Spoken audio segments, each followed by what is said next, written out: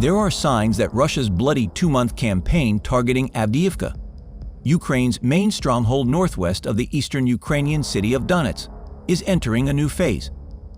Russian ground attacks reportedly slowed last week, while Russian drone attacks on Ukrainian supply lines increased. But that doesn't mean Russian troops died for Avdiivka. Russia's ground assault north of the city on Tuesday may have been one of its most violent.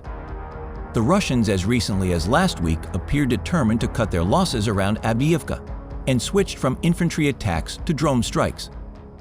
The Russian army has lost at least 211 armored vehicles while trying to encircle and cut off the Ukrainian garrison in Avdiivka, just northwest of the Russian-occupied city of Donetsk in eastern Ukraine.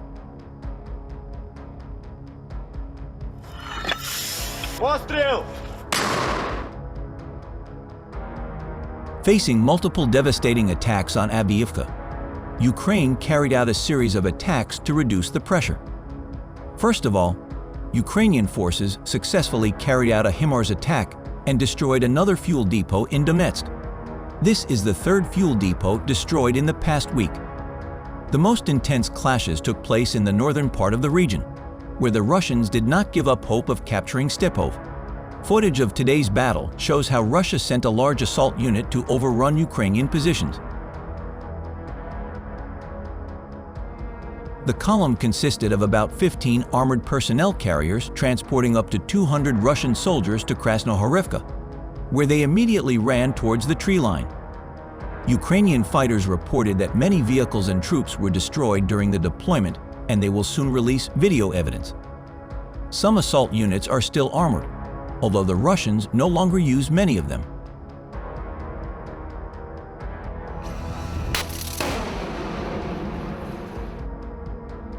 Ukrainian President Volodymyr Zelensky on December 16 with military commanders and pledged to strengthen air defenses as the tense country continues to come under fire from multiple directions.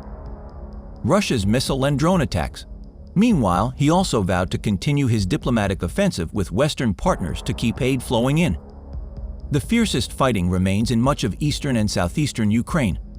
Russia's months-long effort to encircle the eastern town of Avdiivka in the Donetsk region continues, but it said Ukrainian forces were holding their ground in the face of at least 17 attacks by Russian troops in the past day.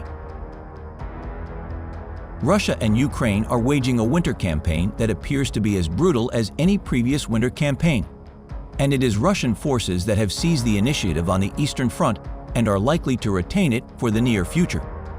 As Ukraine grapples with internal political tensions, the threat of dwindling Western military aid, and the slow realization that its summer counteroffensive has ended in strategic failure, questions are starting to arise regarding Ukraine's preparations for a long defensive battle.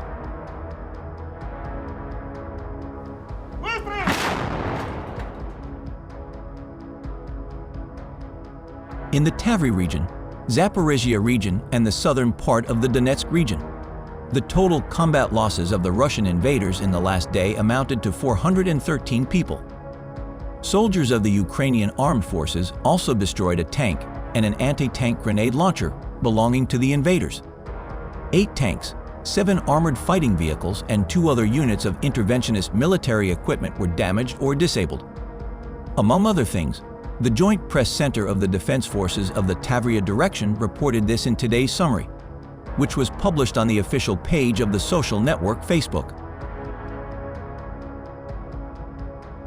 Although Avdiivka remains a vulnerable point of attack, new attacks have begun in other sectors, especially around Marinka and Bakhmut, where Russian forces have made significant advances for the first time in months. In typical fashion, Ukraine has never declared its counteroffensive officially over, but the reality on the ground is hard to deny. The summer and fall campaigns of 2023 are defined by the failure of Ukraine's much-anticipated counteroffensive to achieve strategically meaningful territorial gains. Beyond the mistakes made in the planning and execution of the counteroffensive, one thing is objectively clear. Russia's network of specially constructed defense lines in southern Ukraine has successfully done its job.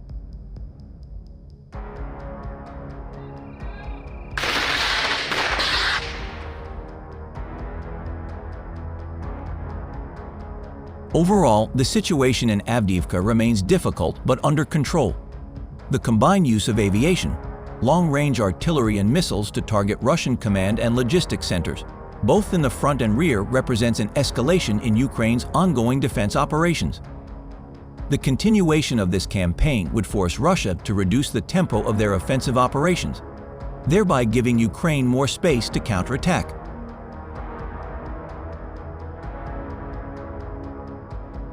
Kupyansk was liberated from Russian occupation in September 2022 by a Ukrainian counteroffensive and has been a target ever since, as it served as an important logistics center for the advance of the Russian invasion to the south and west. It was captured by Russia in February 2022. Russia spent a large amount of equipment and troops in its offensive on Kupyansk.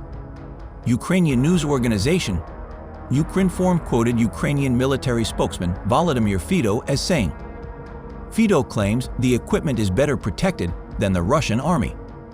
The governor of the Kharkiv region announced last month that all families with children living in and around Kupyansk had been evacuated to safer areas.